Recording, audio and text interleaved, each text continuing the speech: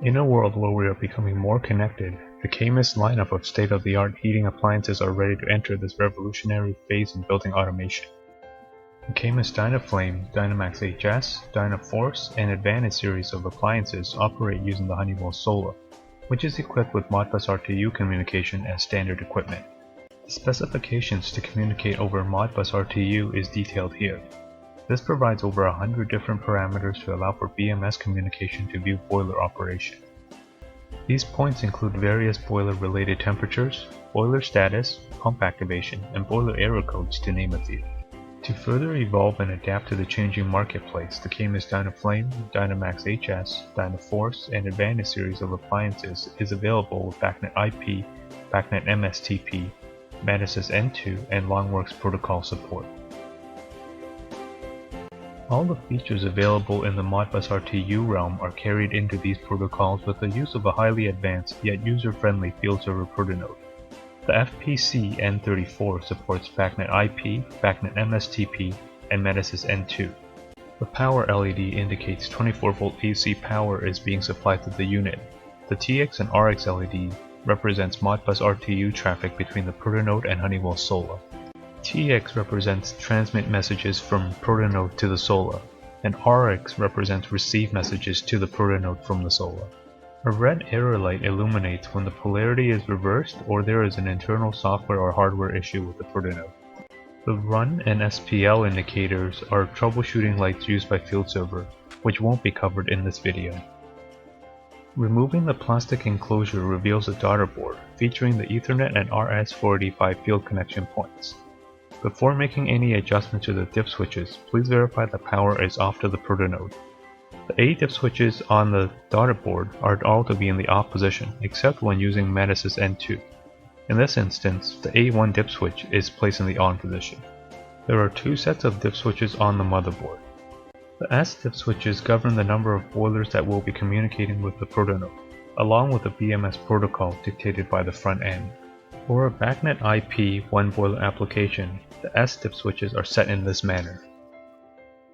For a BACnet MSTP 4 boiler application, the S dip switches are set in this manner.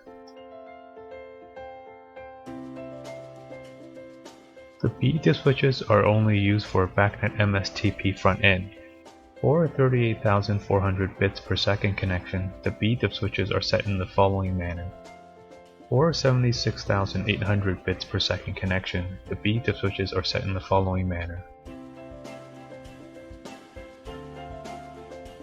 The A dip switches are used to assign a network address to the Protonode so that it can be identified by the front end. You can assign an address of 0 to 255 using the A dip switches. The default network address is 3, and the dip switch address settings can be seen here. For a network address of 100, the dip switch settings are as shown.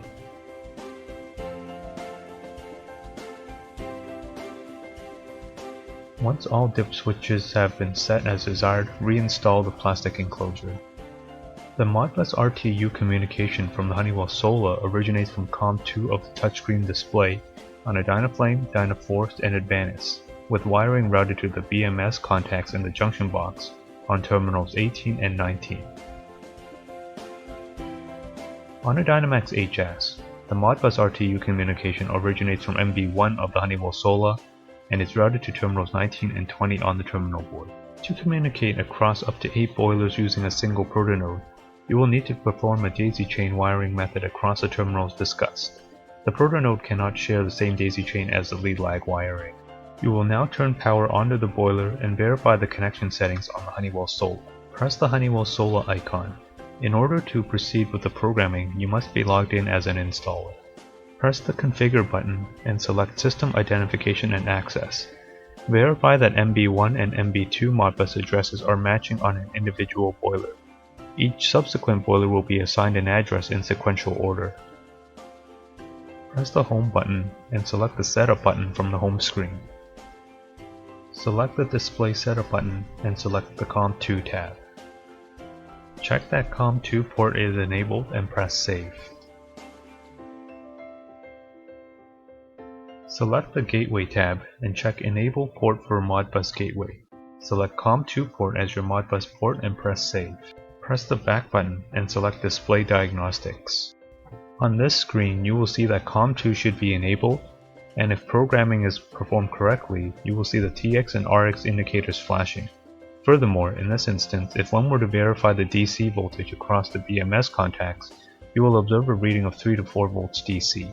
Common issues with Modbus RTU miscommunication between the Honeywell SOLA include incorrect polarity of the daisy chain wires, incorrect assignment of the Modbus addresses for the Honeywell SOLA.